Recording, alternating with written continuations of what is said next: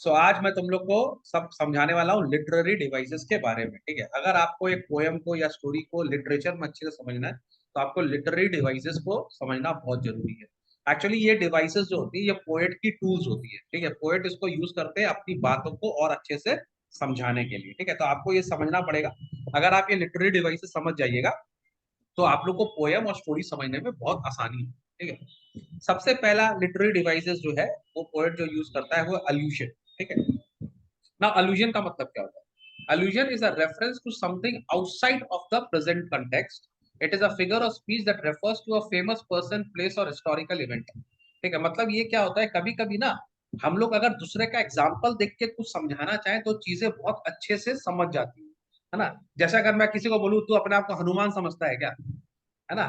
तो अगर मैं किसी को बोल रहा हूँ कि तू अपने आप को हनुमान समझ रहा है तो तुम लोग को क्या समझ में आ रहा है कि मैं उस आदमी के बारे में क्या बात कर रहा हूँ, कि वो बहुत ताकतवर होगा ना, बहुत ताकतवर स्ट्रांग है। होगा, है ना। यस। तो खाली हनुमान वर्ड यूज करने से मेरे को कितनी सारी चीजें समझानी नहीं पड़ी, है ना।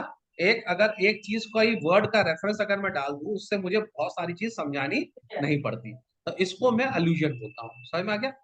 ठीक है, तो या मैंने कोई फेमस पर्सन का नाम ले लिया या किसी हिस्टोरिकल इवेंट का नाम ले लिया। ठीक है, जैसे अगर सपोज कर लो एक बच्चा जो है वो क्लास में मैथ्स का आंसर या फिजिक्स का आंसर दिया तो टीचर ने उसको बोला थैंक्स आइंस्टाइन। अब यहाँ पे कभी कभी ना इसको हम लोग एज अ सटायर भी यूज करते हैं, मैंने अगर रॉन्ग आंसर दिया ना तब भी बोल देते हैं थैंक्स आइंस्टाइन। मतलब अरे अपने आप को होशियार मत समझ। लेकिन कभी कभी उसको राइट रेफरेंस में भी ले लेते हैं। सपोज कर लो अगर यश है जो होशियार है फिजिक्स में, लेकिन देखो इतना होशियार है कि दोनों ने माइक बंद करके रखा हो, पता है ना इरिटेशन हो जाता सर को माइक बंद करके, है ना। तो अगर मैं किसी को, अच्छा बंद कर ही लो भाई पीछे से आवाज आ रहा है अगर मैं किसी को आइंस्टाइन बोलता हूँ तो इसका मतलब कि वो बच्चा अच्छा है पढ़ाई में, है ना, कि वो बच्चा अच्छा है। कभी कभी हम लोग उसको सटायर की तरह भी यूज करते हैं, लेकिन चलो ठीक है, समझ में आ गया एलुजन। तो एलुजन का मतलब जब हम लोग किसी का रेफरेंस यूज करते हैं। ठीक है, तो तुम लोग के बताओ कहीं पे तुमको याद है एलुजन कहाँ पर यूज किया हुआ है, किसी उसमें यूज किया हुआ। ये क्लास 11 12 में बहुत यूज होता है एल्यूजन। ठीक है, तो माने पोएम के अंदर में एल्यूजन यूज होते हैं। 12 की तो मुझे याद है, 10 का मेरे ख्याल से तुम लोग का एल्यूजन, 12 का तो सोफोक्लेस का एल्यूजन, खैर शायद मेरे ख्याल से 10 में एल्यूजन कहाँ है मेरे को भी ध्यान नहीं आ रहा। ठीक है, लेकिन एल्यूजन यूज करते हैं 12 में, तो आईएससी में तो भर भर के यूज किया हुआ है। ठीक है, अब सेकंड जो हम लोग का फिगर ऑफ स्पीच है वो है आयरनी। ठीक है, आयरनी ना ऐसा होता है कि मतलब एक सिचुएशन होता है कि माने ऐसा सिचुएशन में तो सबसे पहले आयरनी का एग्जांपल दे देता हूँ। ठीक है, मान लो पुलिस स्टेशन में चोरी हो गई I am starting with an example. ठीक है, तो ये एक आयरनी है। समझ में आ रहा है? अब तुमको मतलब समझ में आ गया आयरनी का, तो ऐसा सिचुएशन जो कि कभी होना नहीं चाहिए। ठीक है, जैसे फॉर एग्जांपल कि वाटर डिपार्टमेंट में पानी नहीं था सर, तो दिस इज एन आयरनी। ठीक है, तो irony tends to involve a situation that seems like it should never exist due to the nature of the situation. ठीक है, like robbery in a police station. ठीक है, irony मैंने दिया example. ठीक है, या मैं तुमको बोलूं कि हमारे प्रिंसिपल एग्जाम में फेल हो गए ठीक है, ये भी एक आयरनी है।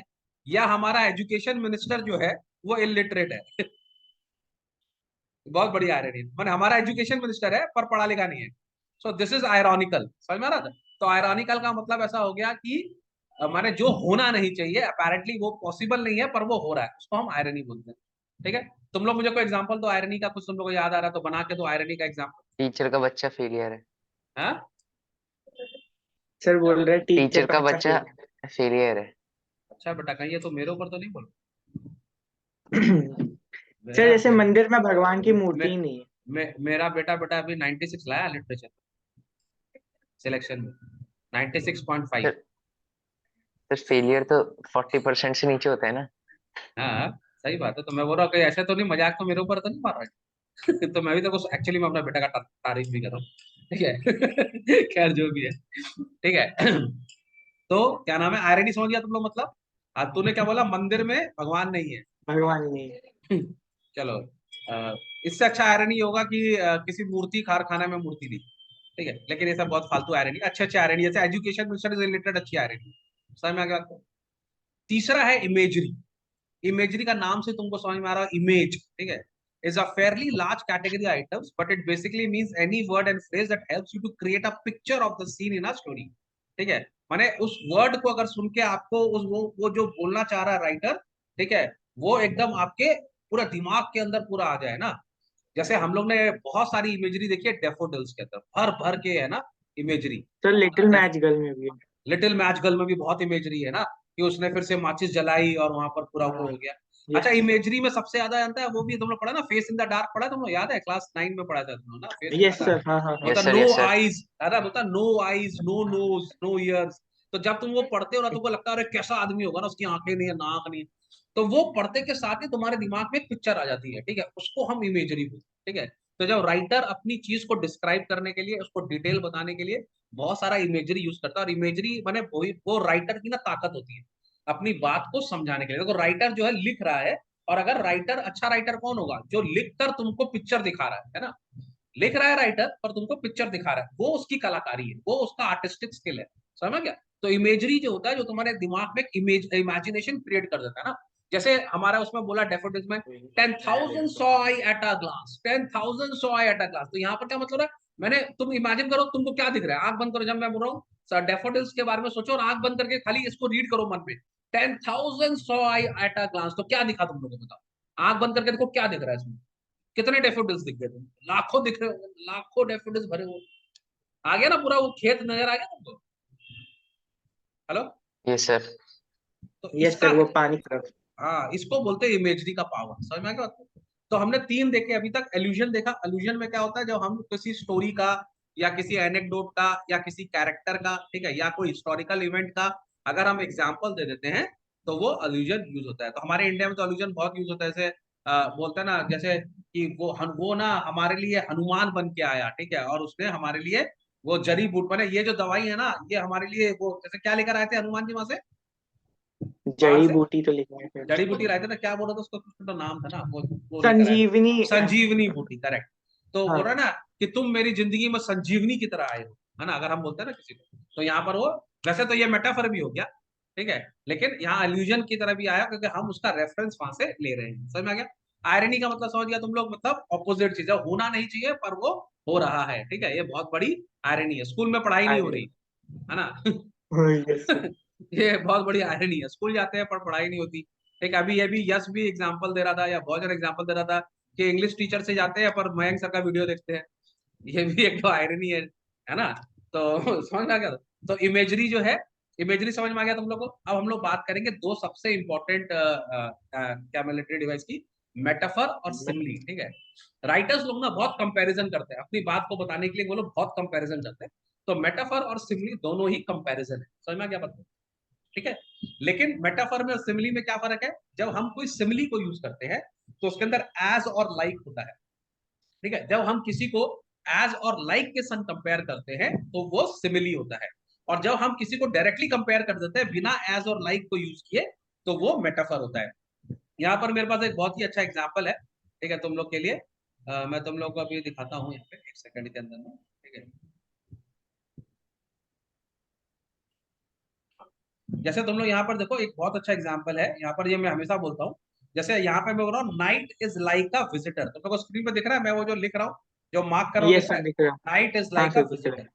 तो यहाँ पर देखो मैंने यूज, यहाँ पे क्या, रात जो है एक विजिटर की तरह होती है ना। तो रात तो डेफिनेटली विजिटर की तरह ही होती है ना, रात को आती है सुबह चली जाती है ना। लेकिन यहाँ पर जो राइटर है उसने यूज किया लाइक, ठीक है। तो night is like a visitor, तो जब वो लाइक यूज कर रहे हैं तो वो क्या हो गया, सिमिली है। हो गया, सिमली। ठीक है। सेम सेम लाइन को उन्होंने यहाँ पे उन्होंने लिखा है नाइट इज अ विजिटर, मतलब इसका वही है कि नाइट एक विजिटर है ना, समझ में आ रहा है।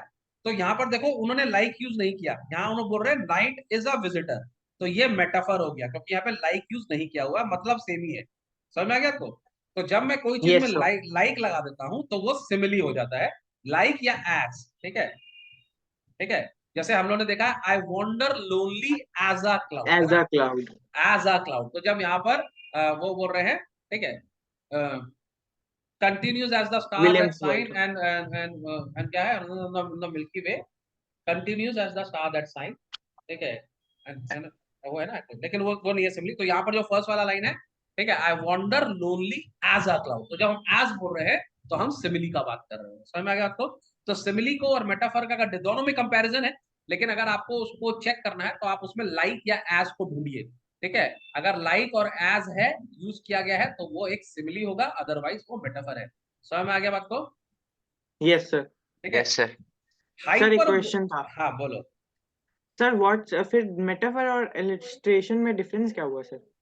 नहीं नहीं, अल्यूजन में ना, हाँ, एल्यूजन, यस सर। ये कंपैरिजन है, ये हम एग्जाम्पल दे रहे हैं, ठीक है। यहाँ हम कंपैरिजन नहीं कर रहे, यहाँ हम कोई चीज का एग्जाम्पल दे रहे हैं, ठीक है। ओ ओके सर। ठीक है।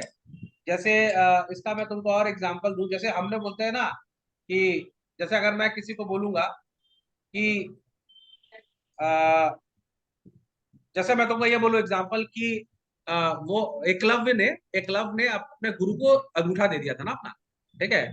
यस ठीक सर। है। तो अगर मैं ये बोलूं कि उसने मुझे एक वो मैं अगर वैसे बोलूं कि जैसे मेरा एक तो बहुत ही प्यारा स्टूडेंट है ना, क्या नाम है उसका, नल, है ना। Yes sir. तो नल ने भी मेरे को एक अंगूठा दिया है ना। अभी चल को हंसी आ रहा है आस्ते आस्ते, पर वो रोक रहा है, ठीक है। सर नहीं है, हमको ऐसे क्यों है? ठीक है। जैसे अगर मैं बोलूं या एग्जांपल दूं कि अविचल मेरा एकलव्य है, ठीक है।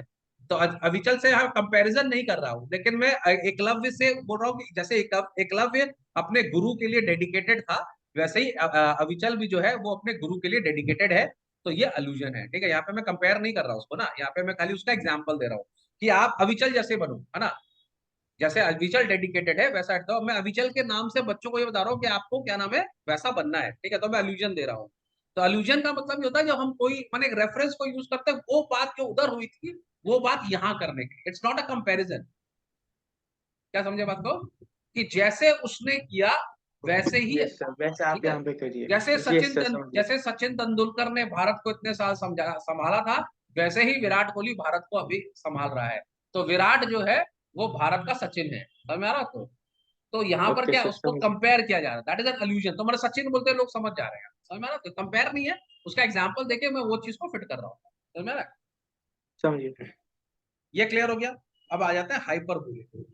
देखो हाइपर बोले को मैं याद रखता हूँ बड़ा बड़े बोल, है ना। इससे मेरा हमेशा जब हाइपर बोल बोलता हूँ ना, मेरे हिंदी में आता है बड़े बोल, बड़े ठीक है। हाइपर का मतलब ही होता है बड़ा, और बोल बोले मेरे को लग रहा है कि, ठीक है, ये यस इंडिया बोले तो बड़ा बड़ा बोल, ठीक है। इसको अगर हम इंग्लिश में बोलेंगे तो एग्जैजरेशन, ठीक है।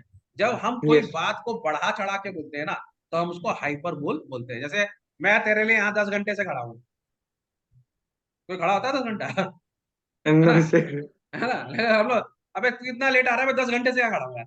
तो ये जो बोल रहा है, तो बेसिक ना हाइपर बोले ना कर, एग्जैजरेशन ना कर, फालतू मत। देखो यहाँ पर बोला मैं तेरे लिए यहाँ मिलियन ईयर से वेट कर रहा हूँ, I we waited million year at the office, ठीक है। तो कोई मिलियन ईयर वेट तो ना कर सकता है, बट दिस इज हाइपर बोले, एग्जैजरेशन, ठीक है।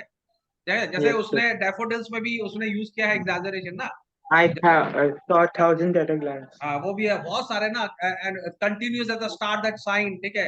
एंड क्या है, and blinking on the Milky Way, है ना वो जो है। तो Yes जैसे sir. स्टार से कंपेयर कर दिया उसको, तो उतना एग्जैजरेशन तरह इतने सारे मैंने देखे, ठीक है।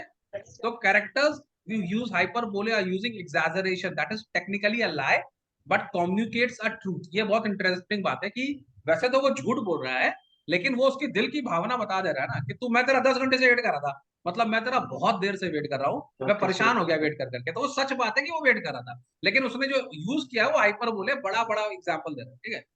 We waited a million year at the office is definitely a lie, but it communicates a deeper truth that the wait was longer than expected ना, and excruciating in its dullness. माने यहाँ पर ये बता रहा है कि हमारा जो वेट था वो बहुत ज्यादा था और हम बहुत परेशान हो गए तुम्हारे लिए यार, ठीक है।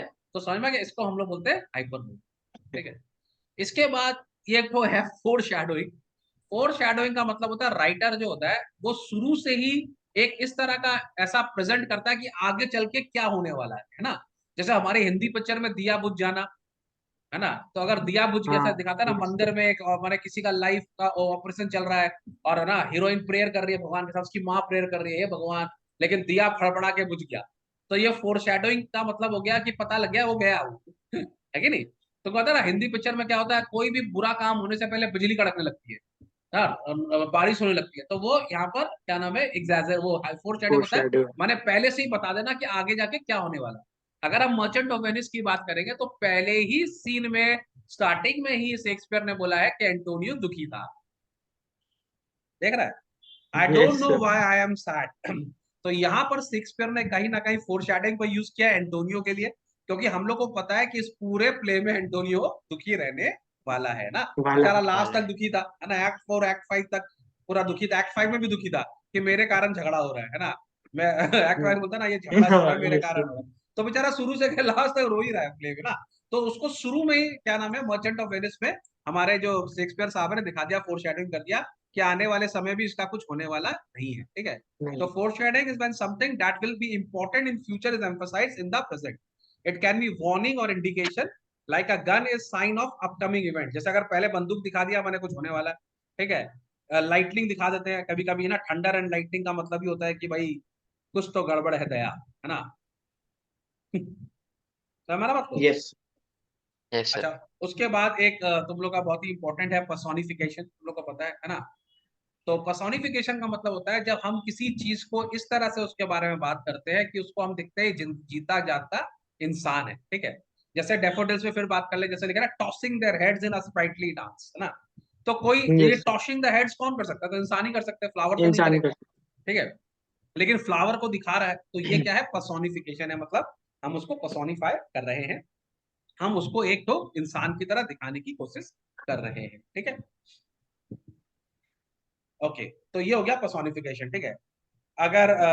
अगर हम बात करें उसके बाद ऑलिटरेशन की, अगर हम लोग बात करें तो यहाँ पे ऑलिटरेशन कॉन्सोनेंट, है ना, ये तुम देखिएगा बहुत सारे बुक में है, इसके अंदर थोड़ा सा फर्क पड़ता है, बेसी नहीं।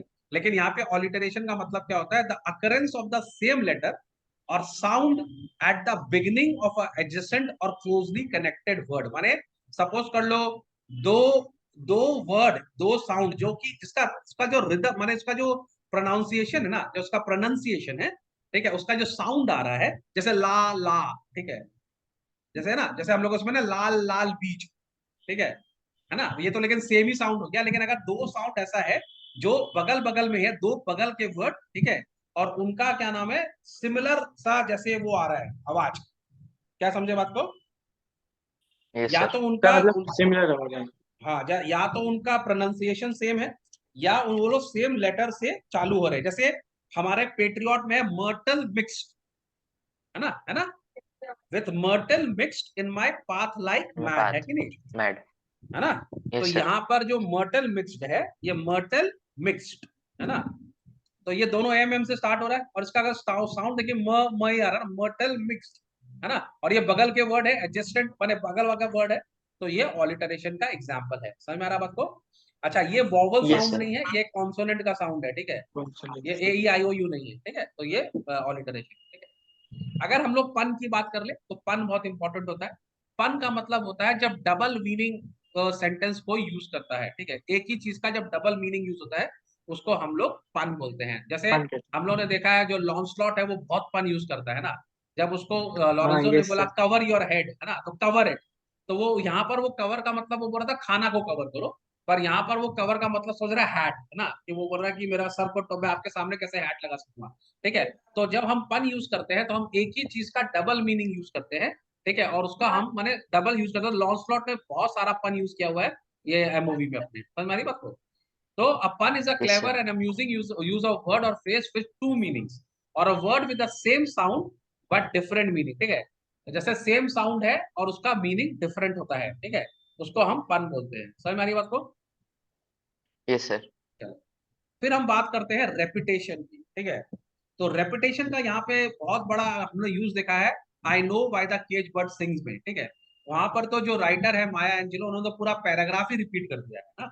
तो हाँ रेपुटेशन का यस यहाँ पर देखेगा तुम, reputation is a literary device that involve using the same word or phrase over and over again in a piece of writing or speech. Writers of all kinds of use repetition, but it is particularly in population, oration, and spoken words, where our listeners' attention might be more limited. ठीक है।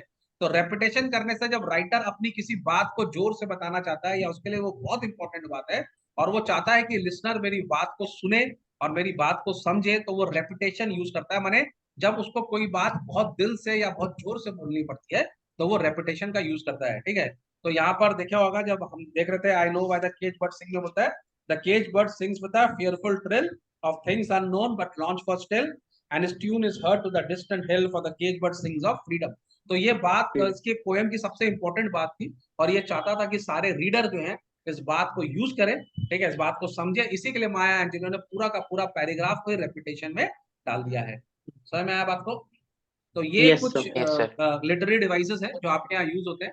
और ये आपको as a literature आपको ये पढ़ना बहुत जरूरी है। याद रखना, कभी आपको अगर पोयम लिखने का मन हो, ठीक है, तो आपकी पोयम अच्छी कब होगी, जब मैंने कब आपको एक अच्छा पोएट माना जाएगा, जब आप ना केवल रिदम, रिदम तो बहुत इंपॉर्टेंट ही होती है पोयम में, है ना, आपका आयम्बिक मीटर बोलते हैं उसको, आयम्बिक मीटर मतलब आपका किस तरह से आप पोयम को राइम कर रहे हैं, वो बहुत इंपॉर्टेंट होता है। लेकिन एक अच्छा पोएट वो होता है जो अपनी पोएट्री में अल्यूजन यूज करे, ठीक है, अपनी पोएट्री में इमेजरी यूज करे, है ना। आयरनी तो अलग अलग टाइप की पोयम होती है, ठीक है, जैसे हम लोग की जो पोएम्स के ऊपर डिपेंड करता है, मेटाफर यूज करे, सिमिली यूज करे, ठीक है, ये सब चीज जब पोएट यूज करता है अपनी पोएम में तो उसकी राइटिंग रिच हो जाती है, ठीक है।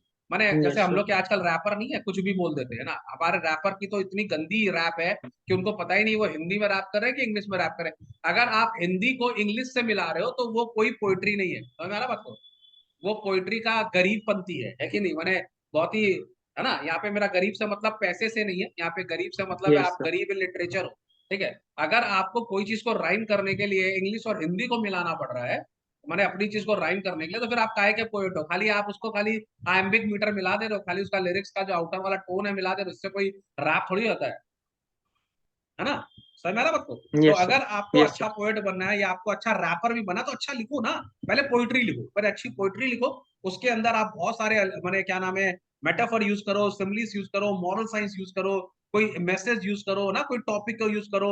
उसके बाद अगर आपके पोएट में इतनी पोएम में इतनी सारी चीजों का यूज है, तब आप एक अच्छे पोएट हो और आप एक अच्छे क्या नाम है लिरिक राइटर या रैपर या कुछ भी बन सकते हो। देखना, अगर आप अच्छा लिखोगे, है ना, अगर आपका लिटरेचर अच्छा होगा तो आपका नाम भी ज्यादा होगा, क्योंकि उसका कोई सेंस बनता है ना। पहले के जमाने में जितने भी सॉन्ग राइटर्स थे ना, उन लोग जैसे वो बहुत, जैसे जावेद अख्तर का ही बात कर लेते ना, जैसे जावेद अख्तर का एक एक जो गाना है उसके अंदर देखो कितना भयंकर पोएम यूज किया हुआ ना। उनका तो गाना है ना, पंछी दरिया पवन के झोंके, कोई सरहद ना इन्हें रोके, कितना देखो मीनिंग देखो, पंछी दरिया पवन के झोंके, है ना, सोचो आदमी का देखो क्लास देखो, इसको बोलते हैं लिटरेचर। बोरा पंछी माने बर्ड्स, दरिया माने रिवर्स, ठीक है, पवन के झोंके माने हवा एयर, कोई सरहद ना इनको रोके, कोई बाउंड्री इनको रोक नहीं सकती, है ना। तो ये पोइट्री है कि नहीं है ना, कितनी बड़ी देखो Yes, thought yes, sir. Process, देखो क्या लेवल चल रहा है उसका, और कितनी सोच की बात बोल रहे हो, है ना। पंछी दरिया पवन के झोंके, कोई सरहद इनको ना रोके, देखो पोएम भी बन गई, झोंके और रोके, ठीक है ना, है कि नहीं। देखो देखो इसको बोलते हैं Yes, sir. क्लासिक, है ना, झोंके के संग उन्होंने मिलाया रोके, तो ऐसे ही थोड़ी है कि उन्होंने लिख दिया हो, कितना सोचा होगा उन्होंने। तो इसके अंदर देखो मॉरल साइंस भी है, आयम्बिक मीटर भी चल रहा है उनका, है ना, सेंस भी है और इंफॉर्मेशन भी दे रहे हैं कि हम लोग फालतू का बॉर्डर बनाते हैं, लेकिन जितनी भी नेचुरल चीजें हैं, जैसे बर्ड्स नेचुरल, हम भी नेचुरल ही है, लेकिन जितनी भी नेचुरल चीजें हैं उनको कोई बॉर्डर नहीं रोकता। तो दो लाइन के अंदर दिखता है कि आदमी कितना बड़ा पोएट है, कितना बड़ा लिटरेचर का ज्ञाता है, ठीक है। और इसी को अगर हमारे कोई आज का रैपर बनाएंगे तो बोलेंगे पंछी दरिया, आओ भागे आओ जाके खाए हलवा पूरी, क्या क्या बना रहे भाई, जो मन में जो कुछ भी चल रहा है भाई, नहीं समझ रहा बात को। खाली उन लोग एक ही चीज देखता है, लास्ट का दो राइम होना चाहिए, अब वो इंग्लिश से राइम कर रहा है, ठीक है, और तो मैंने देखा रुक और हुक को जोड़ देना ना, रुक मेरा हुक आया है ना, रुक जाया है मेरा हुक आया, और रुक भाई हिंदी है, हुक भाई इंग्लिश है, कैसे आप जोड़ दे रहे हो उसको, और वो भैया रैपर बन जा रहा है। मैंने फिर ड्यू रिस्पेक्ट में तुमको बता रहा हूँ, और मैं तुम लोग को क्यों बता रहा हूँ, क्योंकि हम लोग तो भाई पढ़ने लिखने आए हैं ना, तो हम लोग को और मेरे स्टूडेंट को एज अ टीचर मुझे बताना बहुत जरूरी है कि आप अगर लिटरेचर यूज करते हो तो ये सारे लिटरेरी डिवाइस आपको यूज करने चाहिए, और आप इसी से लिखना चालू करो, ओके। हम लोग के स्कूल में ये सब पढ़ाया नहीं जाता, मुझे बहुत दुख है इस बात का, ठीक है, कि आप लोग को ये सब चीज समझानी चाहिए बचपन में, इस सब का प्रोजेक्ट बनना चाहिए कि पोएम लिख के दिखाओ, अपनी पोएम क्रिएट करो, है ना, उसके अंदर जिस बच्चे ने सबसे ज्यादा मेटाफर यूज किया है, सबसे ज्यादा सिमिली यूज की है, सबसे ज्यादा आयरॉनिकल या अल्यूजन यूज किया है, सोचो उसका पोएम पढ़ेंगे कितना मजा आएगा ना। आप लोग भी काउंट कर सकते हो ना कि कितनी इसमें मेटाफर्स हैं, कितने सिमिली हैं, कितना हम लोग का सोचो लिटरेचर का सेंस बढ़ेगा, राइटिंग स्किल्स बढ़ेंगी, कितना मजा आएगा क्लास में, है ना। पर ये सब नहीं करके हम लोग कहाँ जा रहे हैं, हमारी मालिक है। खैर एनीवेज, थैंक यू अविचल, मैं तुमको अविचल को थैंक यू बोलूंगा, क्योंकि अविचल ने मेरे को बोला कि सर ये लिटरेरी डिवाइस पढ़ा दीजिए, तो थैंक यू अविचल। और तेरे बोलने पे मैंने You're right. रिकॉर्ड भी कर लिया, मैं उसको अपलोड भी कर देता हूँ, शायद बच्चों को अच्छा लगेगा, ठीक है। और Yes. वैसे मैं आज लाइव आ रहा हूँ Thank 9 you, बजे, sir. ठीक है, चलो bye bye, I will see you tomorrow.